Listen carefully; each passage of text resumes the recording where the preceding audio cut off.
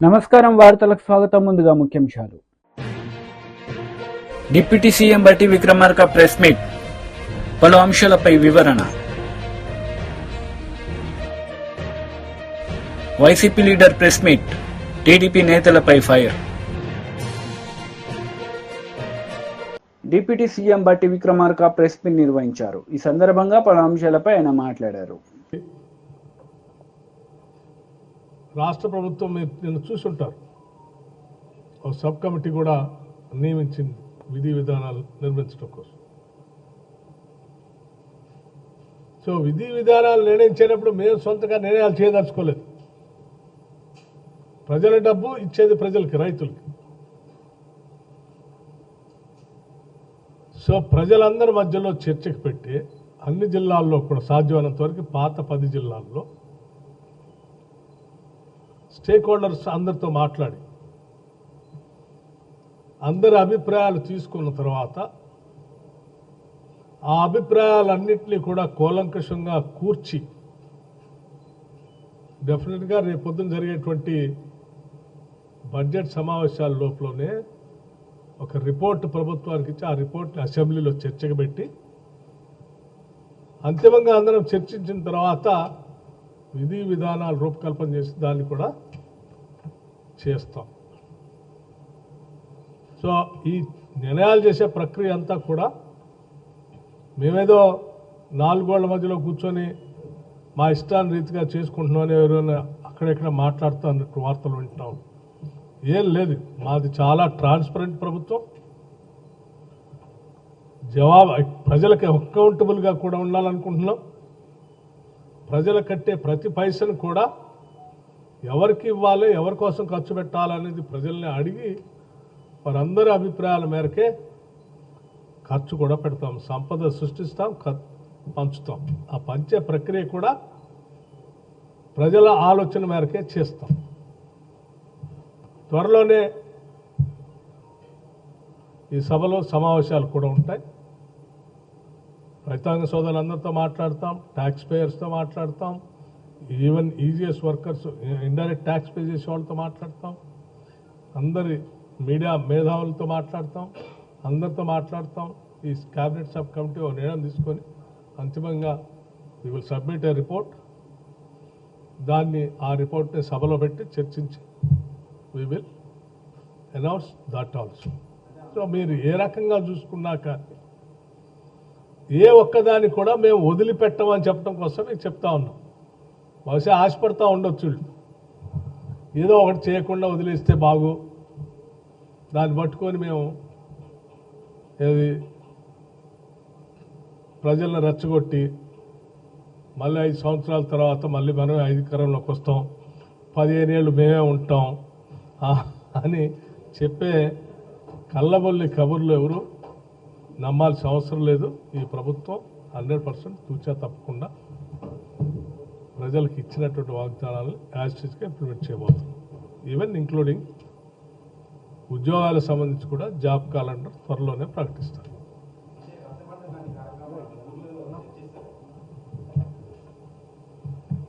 పాత 10 జిల్లాలకు సంబంధించి అనుకుంటున్నాం, పాత 10 జిల్లాలకు సంబంధించి ఒక వర్క్షాప్ లెక్క కండక్ట్ చేస్తాం.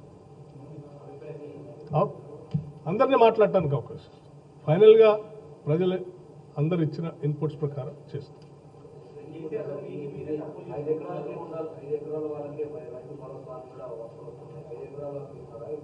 నేను ఇప్పుడే చెప్పాను చాలా స్పష్టంగా, 4 గోడల మధ్యలో కూర్చొని మేము నిర్ణయాలు చేయము. ఎవరైనా ఎటువంటి తప్పుడు ప్రచారం చేస్తే కూడా నమ్మబాకండి. ఎందుకు ఆలస్యం అవుతుందంటే ఈ నెలలోనే ఇవన్నీ కూడా ఈ నెలలోనే అవుతాయి కదా బడ్జెట్ సమావేశాలు.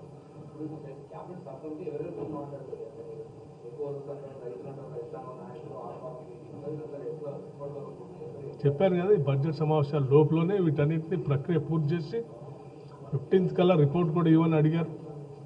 15th లోపలనే రిపోర్ట్ సబ్మిట్ కూడా చేస్తాం. అమ్మా నా కాన్స్టిట్యున్సీలోనే, జిల్లా కూడా కాదు. చాలా దురదృష్టకరం. రైతు ఆత్మహత్య చేసుకోవటం చాలా బాధాకరమైనది. రైతే కాదు, అసలు ఏ మనిషి కూడా పుట్టింది బతకటానికి, చావటానికి కాదు. బతకడానికి కావాల్సినటువంటి మార్గాలన్నీ ఎత్తుకొని మనం ముందు పోవాలి తప్ప ఎవరు కూడా ఇటువంటి ఆత్మహత్యలు చేసుకోవటం అనేది కరెక్ట్ కాదని ప్రగాఢంగా ఈ ప్రభుత్వం నమ్ముతుంది. అదే చెప్తా ఉంది. సరే, ఎవరు ప్రోత్సహించారు, ఎందుకు జరిగింది, ఎవరున్నారు దీని వెనుక అనేది చాలా స్పష్టంగా లోతుగా స్టడీ చేసి రిపోర్ట్ సబ్మిట్ చేయటమే కాదు, అలా అటువంటి ఎవరైనా ఉంటే కఠినంగా చట్ట ప్రకారం కఠినంగా చర్యలు తీసుకోవాలని కూడా ఎప్పటికే ప్రభుత్వ పరంగా ఆదేశాలు ఇచ్చాం.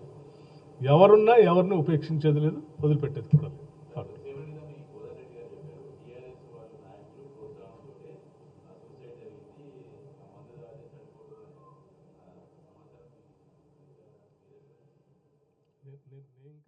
టీడీపీ లీడర్ మీడియా సమావేశం నిర్వహించారు. ఈ సందర్భంగా పలు అంశాలపై ఆయన మాట్లాడారు. జస్ట్ గడిచింది, ఇంతవరకు కాలు చేయగలి ఎక్కడ ఏముందో కూడా తెలుసుకోలేము. అంత ఘోరంగా ఇల్లంతా చల్లా చదువు చేసి పెట్టిపోయారు. మీరేమన్నా ఇంటిని బాగా మాకు అప్పగించిపోయి ఉంటే పక్క రోజు నుంచి ఇచ్చే ఉండొచ్చు. సరే, ఏంది ఇది అని చూస్తే ఫీజు రియంబర్స్మెంటు టీడీపీ ప్రభుత్వం కట్టట్లేదు అని పెద్ద హెడ్డింగ్ వేసావు. జగన్మోహన్ రెడ్డి గారు బాగుంది, మీరు చెప్పేశారో లేకపోతే ఆ పత్రిక ఒక ఎడిటర్ అంటూ ఉన్నారో లేదో, ఆ ఎడిటరు కనీసం ఏమంటారు హెడ్లైన్స్ వేసేటప్పుడు ఆలోచించరో తప్పుడు రాతలు రాస్తున్నాం కదా, తప్పు కదా, ఇది మనలాంటి పేపర్లో ఇది వేయకూడదు కదా. అంటే మీ పేపర్కి మీరే వాల్యూ ఇచ్చుకోకపోతే ఇంకెవరేం చేయలేరు అనుకోండి. సో ఆ మాత్రం ఉన్న ఆ ఎడిటరో లేకపోతే మేనేజింగ్ డైరెక్టరో ఇంకెవరో ఆలోచించరా? కనీసం సిగ్గు అనేది ఉండదా? మనం తప్పు రాస్తామని ఫీల్ ఉండదా? ఏమాత్రం నిజాయితీ ఇట్లాంటివి ఉండదు అసలు మీకు. ఎందుకంత కట్టున ఆపేసిందేమో అనుకునే దీనికి వస్తారు కదా, అది అబద్ధం కదా. అట్లా అబద్ధాలు మీ దీంట్లో రాయకూడదు కదా. అయినా సిగ్గుసరం లేకుండా మీరు రాస్తున్నప్పుడు మేము ఏం చేస్తామని చెప్పండి. అందుకే మైక్ ముందుకు రావాల్సి వచ్చింది. లేకపోతే ఒక పత్రికలో రాసిన వార్త గురించి ఇంత పెద్ద అయితే మేము మాట్లాడాల్సిన అవసరం లేదు. కానీ మేము జవాబు చెప్పలేకపోతే ప్రజలకు సరైన సమాచారం చేరదు అనే కారణంతోనే ఈరోజు ఇలా మాట్లాడాల్సి వచ్చింది. సాక్షి దీని ప్రకారం 2024 జూన్లో మేము 3,480 కోట్ల రూపాయలు కట్టేయాలంట. 3,480 కోట్ల రూపాయలు వెంటనే కట్టేయాలంట. అరే, ఎక్కడి నుంచి వచ్చిందిరా ఇంత డబ్బులు? ఎందుకు అసలు ఎక్కడ బాకీ ఉన్నాం? మనం ఇప్పుడే గవర్నమెంట్కి వచ్చాం, మనం ఎందుకు బాకీ ఉండేది అని చూస్తే ఇది అందరికీ తెలిసిందే. ఈ రాష్ట్రంలో ఉండే 9,44,666 మంది ఇంజనీరింగ్ విద్యార్థులందరికీ ఇది తెలుసు.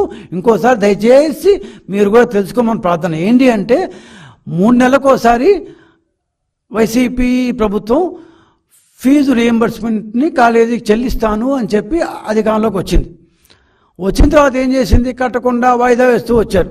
సరే, లాస్ట్ ఇయర్ ఇప్పుడు ఈ బాకీల సంగతి తీసుకుంటే క్రితం సంవత్సరం అంటే 2023 జూన్లో ప్రారంభమైన విద్యా సంవత్సరానికి గాను కేవలం ఒక్క వాయిదా అంటే ఒక్క త్రైమాసికానికి మాత్రమే డబ్బులు రిలీజ్ చేసింది. అది కూడా ఎప్పుడు రిలీజ్ చేసింది? 2024 మార్చిలో రిలీజ్ చేసింది. 2023 జూన్లో కట్టాల్సిన వాయిదాన్ని 2024 మార్చి 1వ తేదీన పామరులో యాజ్ యూజువల్గా బటన్ నొక్కారు కదా, ఆ సారపట్లో బటన్ నొక్కి పామరు కాన్స్టిట్యుయెన్సీలో వేశారు. కానీ కనీసం ఒక్క వాయిదాన వచ్చిందా? రాలేదు. అబద్ధాలు చెప్పారు, వేసేసాను అని అబద్ధాలు చెప్పారు. ఒక్కరికి కూడా రాలే. వాళ్ళకి వచ్చింది అని వీళ్ళకి వచ్చింది అని వాళ్ళు అనుకుంటున్నా కానీ 2 నెలలు గడిచిపోయింది, ఎన్నికలు వచ్చింది. సరే, మరి సంవత్సరం అంతా ఎందుకు వేయలేదు? 2023 జూన్లో విద్యా సంవత్సరం ప్రారంభం అయితే 2024లో నువ్వు ఫస్ట్ ఇన్స్టాల్మెంట్ 24 మార్చి 1వ తేదీన ఫస్ట్ ఇన్స్టాల్మెంట్ ఎందుకు వేసావు? అంటే ఈ దాదాపు 9-10 నెలల పాటు ఒక్క వాయిదా కూడా ఒక్క ఇన్స్టాల్మెంట్ కూడా కట్టకుండా ఎందుకు ఉన్నావు జగన్మోహన్ రెడ్డి గారు? వచ్చిన డబ్బులంతా ఏం చేసావు? సరే, ఏం చేసావు లెక్కలు తీస్తున్నావు అనుకో. సరే, చేశావు, అబద్ధాలు చెప్పావు, ఓడిపోయారు, చెంపదెబ్బ కొట్టారు, 11 సీట్లు ఇచ్చారు. అన్నీ చేసిన తర్వాత కూడా కరెక్ట్గా నెల కాకముందే 20 రోజులకే మేమేదో ఇవ్వలేదంటూ పిల్లలపై పిడుగు అంటూ అసలు మీకు ఏమాత్రం ఉన్న నిజాయితీ ఉంది? అసలు సంవత్సరం పాటు బకాయి పెట్టిపోయింది. వైసీపీ లీడర్ పోతిన మహేష్ మీడియా సమావేశం నిర్వహించారు. ఈ సందర్భంగా పలు అంశాలపై ఆయన మాట్లాడారు. కొట్టి చంపడం అయితేనేమి, కొట్టడం అయితేనేమి, వ్యక్తిగత దూషణలు అయితేనేమి, అదేవిధంగా ప్రభుత్వ ఆస్తులు అయితేనేమి, ప్రైవేట్ ఆస్తులు అయితేనేమి. చంద్రబాబు నాయుడు గారు ప్రమాణ స్వీకారం చేసే 12వ తారీఖు దాకా మీకు సమయం ఉంది, మీ ఇష్టానుసారం అన్నట్టుగా చేయండి అన్నట్టుగా టీడీపీ నాయకులు డైరెక్షన్లో ఆ పార్టీ కార్యకర్తలు, ఆ పార్టీ నాయకులు చేసిన అరాచకాలు 1, 2 కాదు. రాష్ట్ర దేశ చరిత్రలో ఏ రాష్ట్రంలో కూడా జరగనన్ని ఈ రాష్ట్రంలో జరిగాయి. గత 5 సంవత్సరాలు జగన్మోహన్ రెడ్డి గారు పాలన చేశారు. ఎక్కడన్నా ఇబ్బంది కలిగితే జగన్మోహన్ రెడ్డి గారే డైరెక్ట్ గా పిలిచి వార్నింగ్ లాగా మాట్లాడేవాళ్ళు. అలాంటి పరిస్థితి నుంచి సాక్షాత్తు పార్టీ అధ్యక్షులు, పార్టీ నాయకులు,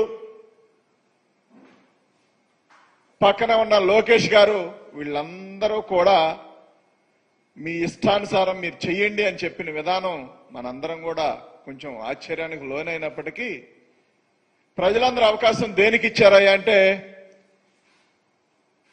మేము ప్రతిపక్షాల పైన అంటే వాళ్ళ పైన కక్ష తీర్చుకోవడానికి మాకు ఛాన్స్ వచ్చింది, ప్రజలకు మేలు చేయడానికి కాదు అన్న భావం ఏర్పడిపోయింది వాళ్ళకి. ప్రజలు ఓటేశారంటే ఏమి చూసి ఓటేశారు? రకరకాలుగా జనాలు చెప్పుకుంటున్నారు ఈవీఎంలని ఏదేదని. అలా కాకపోయినప్పటికీ ప్రజలే ఓటేశారు అనుకున్నప్పటికీ కూడా మరి ప్రజలు ఎందుకు ఓటేశారు, ఎందుకు ఎన్నుకున్నారు మిమ్మల్ని? ఇదే ద్వారానైతే పోతే వైఎస్ఆర్సీపీ ఏమీ చేయకపోయినా తప్పుడు ప్రచారాలు చేసి అది చేసింది ఇది చేసిందని చేసి తద్వారా కొంత లబ్ధి పొంది ఇంతకంటే బెస్ట్ పాలన ఇస్తాం, ఇంతకంటే మరి బ్రహ్మాండమైన అవకాశాలు కల్పిస్తామని చెప్పి నిరుద్యోగులకు, అవ్వాతాతలకి రకరకాల ఆశలు పెట్టారు. ఇలాంటి తరుణంలో మీకు ఇచ్చిన అవకాశాన్ని ఉపయోగించుకొని రాష్ట్ర ప్రజలకు మేలు చేస్తారేమని చెప్పి రాష్ట్ర ప్రజలందరూ ఎదురు చూస్తా ఉన్నారు. ఎవరికి ఓట్లేసినా ఓ 5%, 4%, 6% ఇలాంటి వాళ్ళు నోటర్లుగా అంటే ఎవరు మేలు చేస్తే వాళ్ళకు ఓట్లేసే వాళ్ళ వల్లనే ఈ రాష్ట్రంలో రాజకీయ పరిణామాలు మారుతా ఉంటాయి. మాకు కూడా అదే జరిగింది. ఒక 5-6% ఓటింగ్ మారితే అధికారం మా చేతిలో ఉండేది. 5-6% ఓటింగ్ మారి మీకు అవకాశం వచ్చిందంటే ఆ నోటర్లుగా ఉన్న పీపుల్ మిమ్మల్ని కోరుకున్నారు, మీకు అవకాశం ఇచ్చారని చెప్పి మీరు భావించాలా. ఇవాళ మీడియా పనిచేస్తా ఉంది, సోషల్ మీడియా ఉంది. ఎక్కడ ఏం జరిగినా మరి కనువిప్పి జరిగే విధంగా చూపిస్తా ఉన్నారు. కానీ మీకు అవేమీ పట్టదన్నట్టు, మాకు సంబంధం లేదన్నట్టు, కళ్ళకు గంతలు కట్టుకున్నట్టుగా మూకుమ్మడ దాడి. ఇవాళ తిరువూరులో ఎంపీపీ ఇల్లు, వాళ్ళకి అన్ని పర్మిషన్లు ఉన్నాయని చెప్పుకుంటా ఉన్నారు. సరే, ఉన్నా లేకున్నా అధికారులు చేయాల్సిన పనులు ఎమ్మెల్యేలు చేయడం ఎంతవరకు కరెక్ట్ ఆలోచించాలని అవసరం ఉంది. అధికారులు మీరు ఆర్డర్ ఇస్తే తప్పు ఉంటే వాళ్లే నోటీసులు ఇచ్చి వాళ్లే దానికి పరిష్కారం చూస్తారు. తగదనమ్మా అని ర్యాలీగా కొంతమందిని తీసుకొని జేసీబీలు తీసుకొని వెళ్ళి ఇళ్లు పడగొట్టే పరిస్థితులు చేస్తా ఉన్నారంటే మనం ఎటుపోతా ఉన్నాం, ఈ రాష్ట్రాన్ని ఎటు తీసుకుపోవాలనుకుంటా ఉన్నారు. లేదు, 5 సంవత్సరాలు ఛాన్స్ ఇచ్చారు కాబట్టి ప్రతీకార ద్వారానే వెళ్దామా, ప్రతీకారమే తీర్చుకుందామా, లేదు ఈ 5 ఏళ్లు పాలన చేసి మళ్ళీ ఇంతకంటే బెస్ట్ గా పాలన చేసి మళ్ళీ ఇంకో 5 ఏళ్లు ప్రజలను అవకాశం అడుగుదామని ఆలోచన చేస్తే వీళ్ళు మాత్రం మళ్ళెటు ఈ హామీలు నెరవేర్చే పరిస్థితి లేదు. కాబట్టి వీటన్నిటి నుంచి డైవర్ట్ చేసే విధానం, గొడవలు పెట్టుకొని భయపెట్టి నిన్న చాలా మంది పెన్షన్. మాజీ మంత్రి హరీష్ రావు మీడియా సమావేశం నిర్వహించారు. ఈ సందర్భంగా పలు అంశాలపై ఆయన మాట్లాడారు. తప్పకుండా మళ్ళీ బీఆర్ఎస్ ప్రభుత్వం వస్తుంది. ఇవాళ ఏమైంది చూస్తలేమా? 7 నెలల లోపలనే పల్లెలన్నీ మురికి కూపాలైపోయినాయి. ఈ గవర్నమెంట్ వచ్చినాక 7 నెలల్లో గ్రామ పంచాయతీకి నయా పైసా కూడా ఇయ్యలే, 1 రూపాయి కూడా గ్రామ పంచాయతీకి ఇయ్యలే. పారిశుద్ధ్య కార్మికులకు 7 నెలల నుంచి జీతాలు లేవు, ట్రాక్టర్లలో డీజిల్కు పైసలు లేవు, ట్రాక్టర్లకు ఇన్స్టాల్మెంట్లు కట్టలేరు, వానకాలం వచ్చింది బ్లీచింగ్ పౌడర్ లేదు, దోమలకు మందు కొడదామంటే లేదు, గడ్డి మందు కొడదామంటే లేదు. మొత్తం గ్రామ పంచాయతీలన్నీ ఆగమాగమైతా ఉన్నా ఈ ప్రభుత్వం మొద్దు నిద్రపోతున్నటువంటి పరిస్థితి ఉంది. స్కూళ్ళల్లో పోతే మిడ్ డే మీల్స్, మధ్యాహ్న భోజనం పెట్టే కార్మికులకు 7 నెలల నుంచి జీతాలు లేవు. వాళ్ళందరూ కూడా ఆగమాగమవుతున్నారు. వంట వండిన సామాన్కు పైసలు లేవు. వంట వండిన పని చేసిన వాళ్లకు జీతాలు లేనటువంటి పరిస్థితి ఇలా స్కూళ్ళల్లో ఉన్నది. నిన్నేదో స్కూల్లో చెప్తున్నారు మా సర్పంచ్ గారు, కరెంటు బిల్లు కట్టలేదని స్కూలుకు కరెంటు కట్ చేసిందట. అంటే ఈ ప్రభుత్వానికి అసలు పరిపాలన చేతనైతలేదు. పాలన గాలికి వదిలేసిండ్రు. ఎక్కడ చూసినా ఆత్మహత్యలు, ఎక్కడ చూసినా మానభంగాలు, మర్డర్ కేసులు జరుగుతూ ఉన్నాయి, హత్యలు జరుగుతూ ఉన్నాయి. నిన్న మనం చూసినాం ఖమ్మం జిల్లాలో ఒక రైతు పురుగుల మందాగి ఆత్మహత్య చేసుకున్న వీడియో మనందరం కూడా చూసాం. ఇప్పుడే ఈడ కూర్చొని చూస్తున్నా ముఖ్యమంత్రి గారి జిల్లా మహబూబ్ నగర్ లో కలెక్టర్ ఆఫీస్ లో ఇంకో రైతు ఇలా పురుగుల మందు దాగిన వీడియో వస్తా ఉన్నది. అంటే ఈ రాష్ట్రంలో పాలన గాలికి వదిలేసిండ్రు. కేవలం ప్రతిపక్షాల మీద కేసులు, కుట్రలు తప్ప పరిపాలన చేతనైతలేదు. అందుకే రోజు కూడా ఆత్మహత్యలు జరుగుతూ ఉన్నాయి, రేప్ కేసులు జరుగుతూ ఉన్నాయి, హత్యలు జరుగుతూ ఉన్నాయి. లా అండ్ ఆర్డర్ ఆగమైపోయింది. రైతు బంధు అయితే దిక్కే లేదు. కేసీఆర్ ఉండగా జూన్ నెలలో ఖచ్చితంగా రైతు బంధు పడ్డది. ఇలా జూలై వచ్చిన ₹1 కూడా రైతు బంధు ఇవ్వకుండా ఇలా రైతుల ఉసురు పోసుకుంటా ఉన్నారు. ఏమన్నంటే ఏరివేత, ఎవరికి గీత పెడదాం, ఎవరికి కోత పెడదాం, ఎవరికి బంధు పెడదాం, ఎంత కమ్మి చేద్దామని ఆలోచన చేస్తున్నారు తప్ప సకాలంలో రైతు బంధు ఇవ్వడంలో ఈ ప్రభుత్వం పూర్తిగా ఫెయిల్ అయిపోయింది. పాపం అవ్వా తాతలకు ఆ 2000 పింఛన్ కూడా వస్తలేదు. కేసీఆర్ ఉండగా 200 పెన్షన్ 2000 చేస్తా అంటే బరాబర్ 2000 చేసి ఇచ్చిండు మన కేసీఆర్. వీళ్ళు 4000 చేస్తామన్నారు.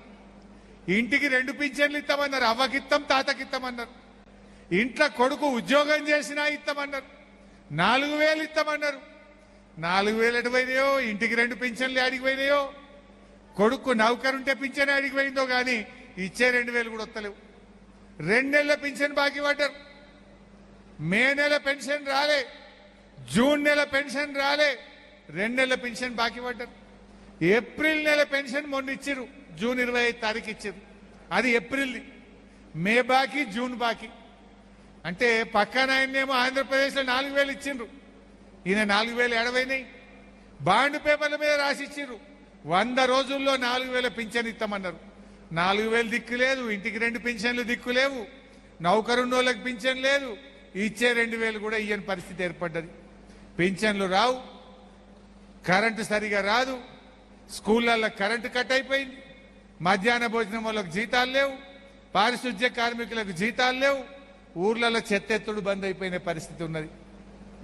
రైతు బంధు రాదు, కళ్యాణ లక్ష్మి చెక్కులు 7 నెలల కళ్యాణ లక్ష్మి చెక్కులు వస్తలేవు. ఆడోటి ఈడోటి వచ్చినాయి అంటే అవి అప్పటి మన గవర్నమెంట్ బాబా చెక్కులే ఇంకా వస్తున్నాయి. ఈ గవర్నమెంట్ వచ్చినప్పటి నుంచి బీజేపీ లీడర్ మీడియా సమావేశం నిర్వహించారు. ఈ సందర్భంగా పలు అంశాలపై ఆయన మాట్లాడారు. జమ చేసుకున్నటువంటి డబ్బును కూడా ఈ ప్రభుత్వం వాళ్లకు డ్రా చేసుకోకుండా ఇబ్బంది కలిగిస్తా ఉన్నది. ఎస్ఎఫ్సి స్టేట్ ఫైనాన్స్ కమిషన్ నుంచి వచ్చేటటువంటి డబ్బుతోని గ్రామ పంచాయతీలు అభివృద్ధి కార్యక్రమాలకు వాడుకునేటటువంటి అవకాశం ఉంటుంది. 6 నెలలుగా చిల్లి గవ్వ కూడా గ్రామ పంచాయతీలలో లేదు. చివరికి జెడ్పీజీపీఎఫ్, ఆ జెడ్పీజీపీఎఫ్ లో ప్రభుత్వ సంబంధించినటువంటి ఉపాధ్యాయులు కావచ్చు, మిగతా జిల్లా పరిషత్ ఉద్యోగులు కావచ్చు, మండల పరిషత్ ఉద్యోగులు కావచ్చు, వాళ్ళు ఏదైతే జమ చేసుకున్నటువంటి జీపీఎఫ్ ఉంటుందో అది ఎప్పుడు పడితే అప్పుడు డ్రా చేసుకోవడానికి వీలున్నటువంటి ఆ జీపీఎఫ్ డబ్బును కూడా ఈ రోజు ట్రెజరీలో పాస్ అయ్యేటటువంటి పరిస్థితి లేదు. వర్షాకాలం మొదలైంది, చెట్లు నాటాల. అటవీ శాఖ డిపార్ట్మెంట్, ఫారెస్ట్ డిపార్ట్మెంట్ ఆధ్వర్యంలో ప్రతి సంవత్సరం కూడా యథావిధిగా చెట్లు నాటే కార్యక్రమం జరుగుతుండే. ₹1 కూడా ఈరోజు పనులు చేద్దామంటే ఫారెస్ట్ డిపార్ట్మెంట్కు ₹1 కేటాయించలేదు, గ్రామ పంచాయతీలకు ₹1 కేటాయించలేదు. ఆ గ్రామ పంచాయతీలో పనిచేస్తున్నటువంటి వర్కర్లకు కూడా 4 నుంచి 5 నెలలైంది, వాళ్ళకు కూడా ₹1 రాలేదు. గ్రామాలలో వాటర్ సప్లైకి సంబంధించినటువంటి చిన్న చిన్న రిపేర్లు చేసుకుందామంటే కూడా గ్రామ పంచాయతీలలో ₹1 లేదు. ఇంకా ఘోరం ఏంటంటే కేంద్ర ప్రభుత్వం ఇచ్చినటువంటి 498 కోట్ల రూపాయలను ఈ రాష్ట్ర ప్రభుత్వం వాడుకున్నది గ్రామ పంచాయతీలకు ఇంకా ఇస్తలేదు. వీళ్ళు ఇవ్వరు. కేంద్ర ప్రభుత్వం ఇచ్చే డబ్బునైనా కనీసం సరైనటువంటి సమయంలో గ్రామ పంచాయతీ ఖాతాలలో జమ చేస్తే ఆ గ్రామ పంచాయతీలు కనీసం అవసరాలు తీర్చుకునేటటువంటి అవకాశం ఉన్నది. గత ప్రభుత్వం గ్రామ పంచాయతీలకు గొప్పపోయే విధంగా ఆ గ్రామ పంచాయతీ ఆర్థిక పరిస్థితి బాగలేకున్నా జబర్దస్తిగా ట్రాక్టర్లను కట్టబెట్టింది. ఆ ట్రాక్టర్లకు ఇన్స్టాల్మెంట్ కట్టాలా, డ్రైవర్లకు జీతాలు ఇవ్వాలా, అదేవిధంగా దాంట్లో ట్రాక్టర్కు మెయింటెనెన్స్ కు డీజిల్ కొరకు డబ్బులు కావాలా. ఈ రోజు డీజిల్ పోసేటటువంటి పరిస్థితుల్లో కూడా గ్రామ పంచాయతీలు లేనటువంటి పరిస్థితులు ఉన్నదంటే ఏ రకంగా గ్రామ పంచాయతీ ఈ స్థానిక సంస్థలను ఏ రకంగా ఈ ప్రభుత్వం ఇబ్బంది పెడతా ఉన్నదో అర్థం చేసుకోవాలా. ఇంకొక ఘోరం ఏందనంటే వ్యవసాయ సీజన్ మొదలైంది, ఇప్పటికే దాదాపు నెల గడుస్తున్నది. రైతులకు సరఫరా చేసే విత్తనాలలో సబ్సిడీ ఇవ్వాలా, దాంట్లో కూడా ₹1 లేదు. రైతులకు ఇప్పుడు వ్యవసాయ పరికరాలు అందజేయాలా, దానికి ₹1 లేదు. ఈ రకంగా ఈ రాష్ట్రాన్ని కాంగ్రెస్ పార్టీ పరిపాలిస్తే ఏ రకమైనటువంటి అభివృద్ధి జరుగుతుందో ప్రజలారా ఒక్కసారి అర్థం చేసుకోండి. కానీ ఎవరికి మేలు జరిగింది కొత్తగా ఈ పార్టీ కాంగ్రెస్ పార్టీ ఈ రాష్ట్రంలో అధికారంలోకి వచ్చంటే ఏ కాంగ్రెస్ కాంట్రాక్టర్లైతే కాంట్రాక్టు పనిచేసి పెండింగ్ లో ఉండెనో వారికి బిల్లులు ఇవ్వడానికి మాత్రమే ఈ ప్రభుత్వం వచ్చిందా అనే అనుమానం కలుగుతా ఉన్నది. ఈరోజు తెలంగాణ రాష్ట్రంలో ఏదైనా టెండర్లు పెడితే కాంట్రాక్టర్లు టెండర్లు వేయడానికి కూడా రాలేనటువంటి పరిస్థితి. ఈ భారతదేశంలో ఏ రాష్ట్రంలో కూడా ప్రభుత్వం టెండర్ పిలిచిన తర్వాత 4-5 సార్లు కూడా టెండర్లకు రానటువంటి పరిస్థితి ఉన్నది అనంటే తెలంగాణ రాష్ట్ర ఆర్థిక పరిస్థితి ఏ రకంగా ఉన్నదో మనం అర్థం చేసుకోవాలా. గత ప్రభుత్వాలు ఏవైనా కావచ్చు, పార్టీలు మారచ్చు, ప్రభుత్వాలు కొత్తగా రావచ్చు, కానీ గత ప్రభుత్వం 80%, 70% పూర్తి చేసినటువంటి ఏవైతే కొన్ని ప్రాజెక్టులు ఉంటాయో, కొన్ని పనులుంటాయో, ₹1,000 కోట్ల ఖర్చు పెట్టిన తర్వాత కూడా ఇంకొక 10%, 20% బీఆర్ఎస్ లీడర్ మీడియా సమావేశం నిర్వహించారు. ఈ సందర్భంగా పలు అంశాలపై ఆయన మాట్లాడారు. స్కూల్లో వాళ్ళకి బుక్స్ ఇచ్చిండ్రా, స్కూల్లో బట్టలు ఇచ్చిండ్రా, భోజనాలు మంచిగా పెడుతున్నారా, క్లాస్ రూమ్లు నీట్గా పెడుతున్నారా లేదా అని నేను ఎంఈఓలతో రివ్యూ మీటింగ్ పెట్టుకుంటే డిఈఓ గారు అసలు ఎమ్మెల్యే గారు రివ్యూ మీటింగ్ పెడితే మీరు ఎట్లా అటెండ్ అవుతారని నోటీస్ ఇవ్వడం ఎంఈఓలకి ఎంత బాధాకరం అని చెప్పి సందర్భంగా తెలియజేస్తా ఉన్నారు. ఇవాళ వాస్తవంగా చెప్పాలంటే ఇవాళ కమలాకర్ గారు జిల్లా మంత్రిగా ఉన్నప్పుడు ప్రతి సంవత్సరం మీరు రికార్డు తీసుకోవచ్చు, ప్రతి సంవత్సరం ఎడ్యుకేషన్ మీటింగ్ స్కూల్ స్టార్ట్ అవుతున్న ఇయర్లో రివ్యూ మీటింగ్ కంపల్సరీ జిల్లా హెడ్ క్వార్టర్లో పెట్టేది. అట్లాంటిది ఇక్కడ మంత్రి గారు, అది ఉత్తమ్ కుమార్ రెడ్డి గారు కావచ్చు, పొన్నం ప్రభాకర్ గారు కావచ్చు, శ్రీధర్ బాబు గారు కావచ్చు, జిల్లాలో వాళ్ళు వచ్చి రివ్యూ మీటింగ్ పెట్టకుండా ఇలా ప్రజల సమస్యలు, పిల్లల భవిష్యత్తు గాలికి వదిలేసి వాళ్ళు వదిలేసినప్పటికీ మేము హుజరాబాద్ నియోజకవర్గంలో ఒక బాధ్యత కలిగిన ఎమ్మెల్యేగా నేను రివ్యూ మీటింగ్ పెట్టి నేను ఆ పిల్లల సమస్య తెలుసుకుంటే దాన్ని నోటీస్ పంపడం ఎంతవరకు సమంజసమని నిన్న నేను జెడ్పీ మీటింగ్లో నేను అడిగితే సమాధానం చెప్పలేని పరిస్థితిలో కలెక్టర్ గారు, డిఓ గారు ఉండి నిన్న పారిపోయింది.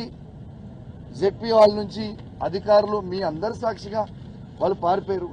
నేను అధికారులను అడుగుతా ఉన్నా, ఇలా మీరు సమాధానం చెప్పే పరిస్థితిలో మీరు లేకపోతే ఎందుకు అట్లాంటి తప్పుడు పనులు చేస్తున్నారని నేను అడుగుతున్నా. అది వాళ్ళ పని తప్పు అని మీకు తెలిసే మీ దగ్గర సమాధానం లేకనే మీరు వెళ్ళిపోయారు కదా. అట్లాంటి పరిస్థితి మీరు ఎందుకు తెచ్చుకుంటున్నారు? ఇలా ప్రభుత్వము ఇలా వాళ్ళు ఉండొచ్చు, రేపు మేము రావచ్చు, కానీ లీగల్గా ఎట్లుంటే మీరు అట్లా చేయాలి. కానీ మీరు సమాధానం చెప్పలేని పరిస్థితిలో మీరు అధికారులు తెచ్చుకుంటున్నారు అంటే మీరు ఏం చేస్తున్నారు ఒకసారి మీ మనస్సాక్షికి మీరు ఎట్లా చేస్తున్నారు మీరు ఏం చేస్తున్నారు అనేది మీ మనస్సాక్షికి మీరు ఆలోచన చేసుకోండి. ఇవాళ ఒక జిల్లా పరిషత్ సిఓ గారు దాని అధ్యక్షన జెడ్పీ చైర్మన్ గారు ఉంటారు. అసలు జెడ్పీ చైర్మన్ గారి అప్రూవల్ లేకుండా ఇలా వచ్చి కంప్లైంట్ ఇచ్చే రైటే సిఓ గారికి లేదు. ఇది రాజ్యాంగం కల్పించింది. ఇలా రాజ్యాంగం నాకు ఏం కల్పించింది? ఒక శాసన సభ్యునిగా నా గలం ఎత్తుకోనికే ఇలా జెడ్పీ ఆఫీస్లో కావచ్చు అసెంబ్లీలో కావచ్చు ఇలా ఎత్తుకునే అవకాశం నాకు ఉన్నది. దాన్ని మీరు తుంగలకి ఎట్లా దొక్కుతారో అని నేను అడుగుతా ఉన్నాను. ఇలా నేను నిన్న మీరు అందరు మీడియా ఉన్నారు, నిన్న నేను చేసిన తప్పేంటిది? నేను కలెక్టర్ గారిని అడిగిన డిఓ గారికి నోటీస్, మీరు డిఓ గారు నోటీస్ ఎట్లా పంపినరు దానికి జవాబు చెప్పండి. హుజరాబాద్ నియోజకవర్గంలో దళిత బంధు 2వ విడతని ఎందుకు ఆపుతున్నారు దానికి జవాబు చెప్పండి. ఇవాళ హుజరాబాద్ హాస్పిటల్లో కేసీఆర్ కిట్లు ఎందుకు ఇస్తలేరు? మగబిడ్డ పుడితే 12,000, ఆడబిడ్డ పుడితే 13,000 ఎందుకు ఇస్తలేరు? న్యూట్రిషన్ కిట్ ఎందుకు ఇస్తలేరు? ఇలా జమ్మికుంట హాస్పిటల్లో గైనకాలజిస్ట్ డాక్టర్ని ఎందుకు తీసేసిండ్రు? ఇలా నేను అడగడం తప్ప ఇవి అడిగితే దీనికి జవాబు చెప్పలేక మీరు ఆఫీస్ నుంచి వెళ్ళిపోయి ఇలా మీరు వెళ్ళిపోతున్నారు. మీరు ఏమని వెళ్ళిపోతారు? నేను జవాబు చెప్పకుండా లేచి అబ్జెక్ట్ గా వెళ్ళిపోతుంటే మేము నాతో పాటు మా జెడ్పీటీసీలు మా ఎంపీపీలు నిల్చొని మాకు న్యాయం చేయండి కలెక్టర్ గారు అని మేము చూపించినాము. దాంట్లో తప్పేంటిది? తర్వాత కలెక్టర్ గారు మేము వెళ్ళిపోతాము అంటే సరే ఓకే వెళ్ళిపోండి అని వెళ్ళిపోయింది. వార్తలు ముగించే ముందు ముఖ్యాంశాలు మరోసారి. డిప్యూటీ సీఎం బట్టి విక్రమార్క ప్రెస్ మీట్, పలు అంశాలపై వివరణ.